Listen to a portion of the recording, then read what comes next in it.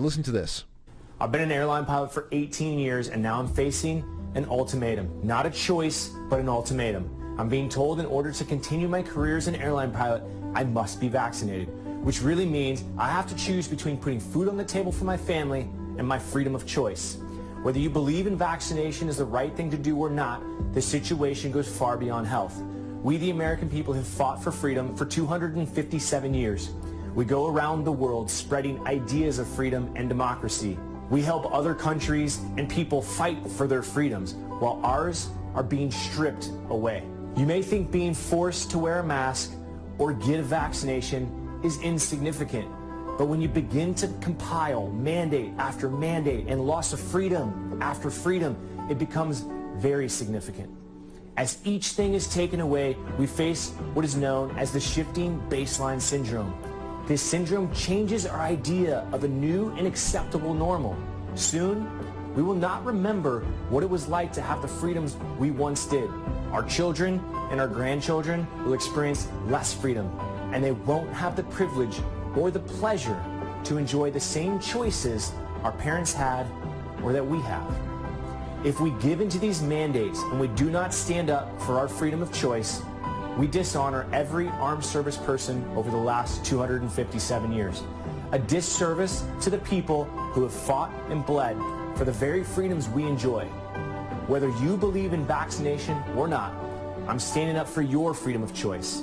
You may support the vaccine mandates because they fall in line with your current beliefs.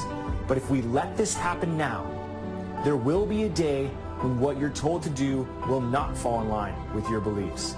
If we do not stand together and fight back in one voice, soon we could be told where to live, what job we will do, what religion to believe, and how many children we can have.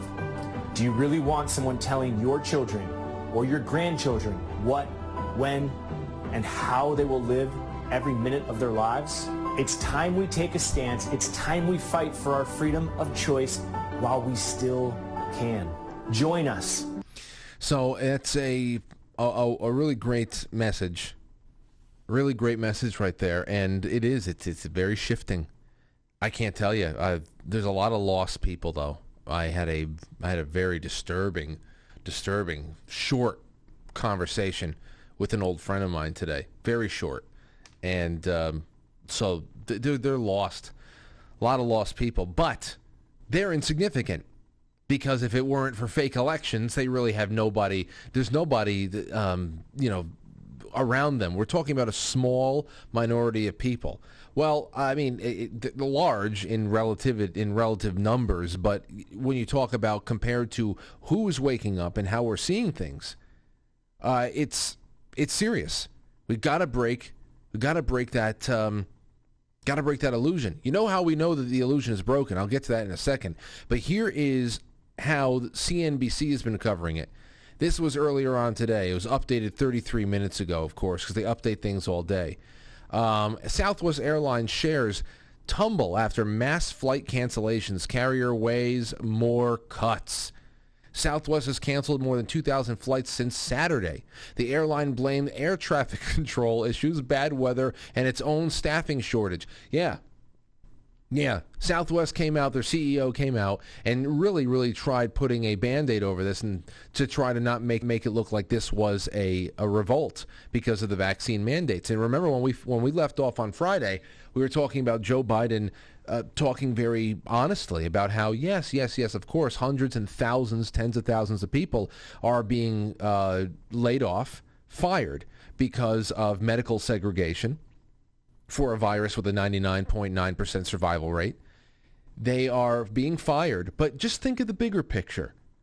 Once 40% of American Airlines is lopped off because of these mandates, then you're going to go from 55% vaccinated to 99%, as if anybody gives a fuck. A very small minority of brainwashed zombie losers give a fuck. But this is how blinded and how hateful the people who are in control of the country are right now. And the only way to really fight back is to inflict the maximum amount of pain that we can, right? And this is the best way to start. Maximum amount of pain. Now, they're going to blame you. They're going to blame the airline pilots. Well, this was completely avoidable. All you got to do is take a perfectly safe and effective vaccine. Bullshit.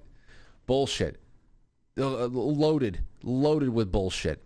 Outraged customers complain about long hold times and changed flights. Good. I'm so happy that this is impacting the normies. I do not give a shit.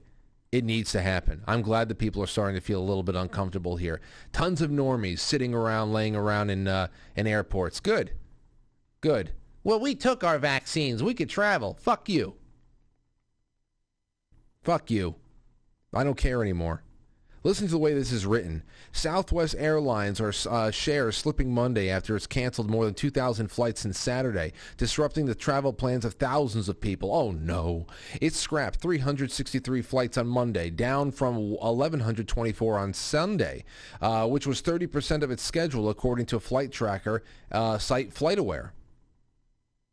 Mike Van Den Ven, a Dallas-based airline COO, was promoted to president last month, told staff late on Sunday that Southwest is still short-staffed and will need to continue to adjust our schedules as this environment evolves. I guess the environment is climate change?